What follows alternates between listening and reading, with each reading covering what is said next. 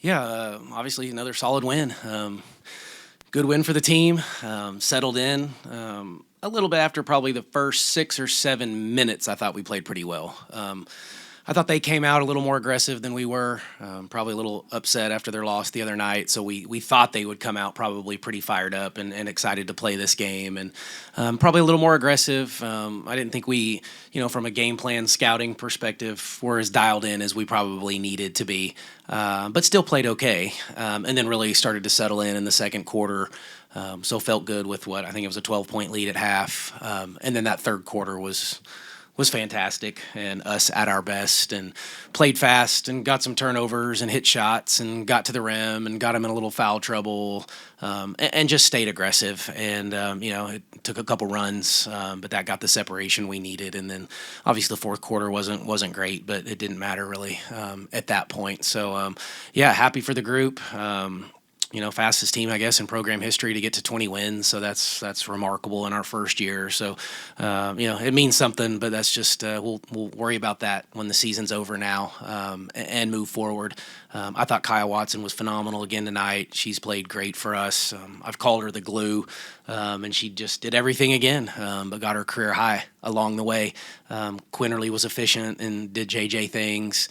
Jordan didn't score it great, but her line was pretty good too. Just did a little bit of everything. And I thought Kylie Blackston's been pretty good here lately. She had another good night. Lauren got to double figures. So we tried to get everybody to score. We just didn't quite get Tirza some points, but it was good to have her back tonight. That was her first action in quite some time. So full strength for us now, I hope, moving forward. We've got an off day tomorrow, which comes at a great time because we need it.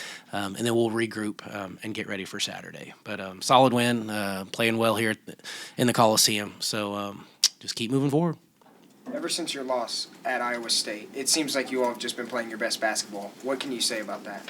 Yeah, we've played well in spurts. I still think we can get better. Some of our execution on both ends at times just almost baffles me a little bit on some of our rotations on defense and some of the silliness that we do on offense. So I don't want this to be the best we play. I don't think it will be. I think we still have some levels we can get to, But yeah, we survived some of the schedule. We were on the road a little bit, played a few at home in there, had the one long trip, and so we needed it. And now, we get the top 25 matchup coming up Saturday, so that will be a difficult challenge, but one that I think we're ready for and that we need. But yeah, and all these teams they just play so different, and that's the beauty of a conference is everybody has a different style and you prepare differently. Our kids are preparing the right way and taking care of themselves, and then when we get on the court, they have a joy about them still that they just really enjoy being around each other, and it's fun to see. Coach, when you judge the performance of your offense, I think 80 of your 82 points came either in the paint, at the free throw line, or from three. How do you judge that when you're kind of somewhat efficient or analytically pleasing in that sense when you're doing it that way? Yeah, no, our analytic people are going to like that that distribution. They're stay away from those mid-range jumpers. I'm not anti that necessarily. When you have like a JJ and some kids that are pretty good at it, you got to let them go. But yeah, no, that's always the goal, right? I mean, the goal is always rim, free throws, and threes. Rim, free throws, and threes. There's certain times to take the mid-range, but if not, then continue to do that. And yeah, we wanted to put some pressure on the rim and wanted to attack a little bit. But I thought we moved the ball a little bit better tonight too via the pass, and then that could set up the drive. And assists got up to whatever that is, 16, I think, 16 assists. So still maybe a couple lower than we would like, but better than what it's been. Coach, you've talked about slow starts in the first quarter, third quarter.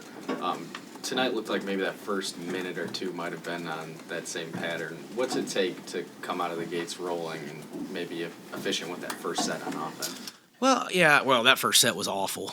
So I'm making some adjustments there. I told the staff on that one. But our first quarters actually have been pretty good. That's where we've dominated people. We had the 2 scoreless quarters, and we've gotten after people early outside of our first possession. So we've got to be a little better in that first possession, and that's probably on me as much as it is them. But outside of that, no, our first quarters, I think, if you look throughout the year, is our best margin is in the first quarter. It's the third quarters that haven't been as good as I've wanted them to be, and this was our best third quarter probably of the season. Coach, traveling out to Provo, getting the close win out there and then coming back and having a performance like this. I mean, it's no easy task. Do you think now going to Waco to face a good Baylor team after this, do you think this might be one of the tougher parts of the season, tougher 3-game stretches? Yeah, I think so. I was worried about the trip to Provo and to play BYU there because they're so good on their home court, and and we found a way to win that one. And I think we had all sorts of travel issues getting back and the time we got back. So then I got really kind of worried about this one and how we would come out of the gates. And we prepared just a little bit differently because of the late arrival, so we didn't get to do much 2 days ago at all. It was much more of just film and some walkthrough, and then let them go home and sleep and let the coaches sleep. So I was a little worried about how we might come out in this game, so that might have had something to do with the start a little bit. But yeah, now the schedule, you're going to play a ranked team, so we haven't played one, I guess, since Texas. I think Iowa State was ranked at one point, but not when we played them. So it gets a little more difficult for sure. But it's Big 12 play. Every team is good. It's it's hard to win on the road, and you got to protect your home court, and we'll see if we can go do something special on the road Saturday. Coach, you mentioned the start, the history that comes with it.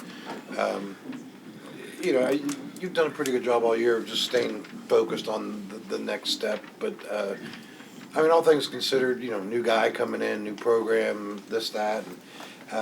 Has any of this surprised you at all as far as how this has gone from point A to, I guess, what would be point B now? Yeah, to some degree, probably. But, I'm trying to toot my own horn, but if you look back at my career, we've had some success and we've set all sorts of records. And I think at every place I've been, we have the record for the most wins in school history. So that's not something that's unfamiliar for me.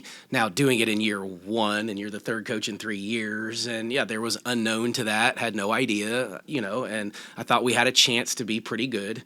I keep reminding people this was an NCAA tournament team a year ago. 4 of those starters are back, so it was there was some talent.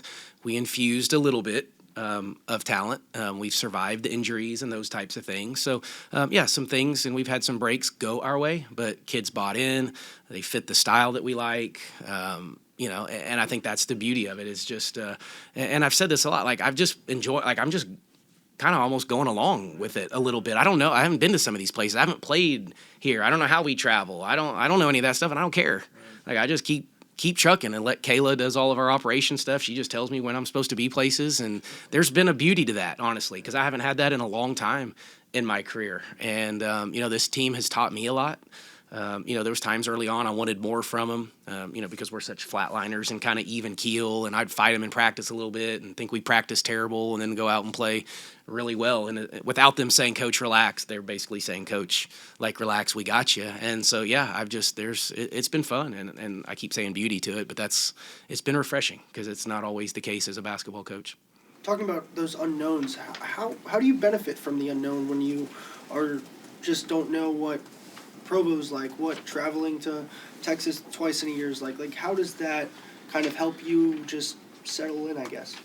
Yeah, well, I guess my mind doesn't wander to all those other things that, once you've been there, or I don't have games played. I haven't played at BYU. So now when we go back to BYU, my mind will go back to that game that we had a year ago or 2 years ago, and then you replay all of those types of things. So the time spent on some of those things that you can't control anyway, I'm just not spending time on. So my focus is just my group and how we get better, and I prepare here just like I've prepared at every other stop, whether I was a D2 guy or a mid-major guy. I don't treat it any different, and we prepare the same way and treat our kids the same way, and let them be themselves, and there's a lot of value to that, and these kids take pride in that. And so it's just fit. It's been a great fit. That's what it is probably as much as anything. Maybe even to answer your question is just that Mark Kellogg fits. It fits my personality. These players fit my personality. They fit the way we play. It's been a great marriage. Back to the BYU game real quick. What's it? Obviously college athletics are changing. The face of athletics are changing. What's it like to 4 or 5 hour trip to play a conference game? What was that experience like? Because that's going to probably be more of that as the Yeah, I'm glad it's behind us. I'm glad we don't have to do it again. It's long. Yeah, I don't know if I'll get on that whole tangent right now or if this is the time to do that. We can certainly have that conversation, but it's out. I mean, I'm not making that decision. We can talk to Ren Baker, and you can go ask him those types of things in the ADs because they're not asking Mark Kellogg very often or wanting a ton of my input. But it's a long way to go, without question, and it's a quick turnaround. And, now we're playing again on a Tuesday. When we got back I think I rolled into my house at 5:36 on Sunday morning, and then you're trying to prepare and, and then you're getting up the next day and doing the same thing, and you're trying to be a dad. And I'm taking my kids to school at 6:55, after you got back at 5:36 the night before. I mean, that's the life stuff that people don't realize, and these student athletes are asked to get up and go to school on Monday when they got back at 5:36 and perform on the court and in the classroom and stay healthy. And and we're fortunate because we get to travel, pretty well. And efficiently. But yeah, when you get delays like that and you're crossing 2 time zones. So for us, we played at 4:00 on a Saturday over there, which is 6:00 here. And I mean, it was a lot. But that's what makes this win probably even sweeter today, to know that we survived all of that and the travel to get back home and regroup and find a way to win this one. But yeah, I don't know how we're going to manage all of this, to be honest, with all the leagues and the travel. It's a lot to ask. Coach, kind of along those lines, you guys have won 7 in a row now, and if you look at the bigger picture, this was the portion of your schedule where you guys had games that you would need to win in order to compete for a Big 12 regular season title. Is there something to be said about accomplishing that feat? Yeah, it was.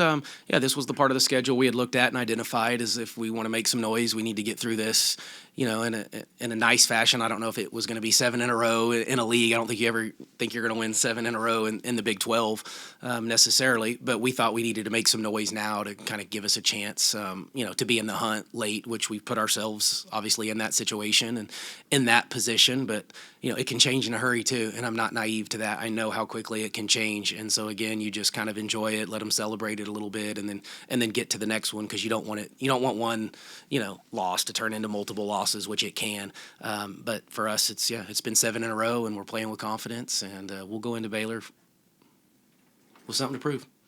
Coach, Kaya can obviously make a pretty big impact without, I guess, eye-opening statistics, but just curious when she does kind of give you that offensive production along with 8 rebounds, the numbers jump out a little more. What does it do for this team as a whole?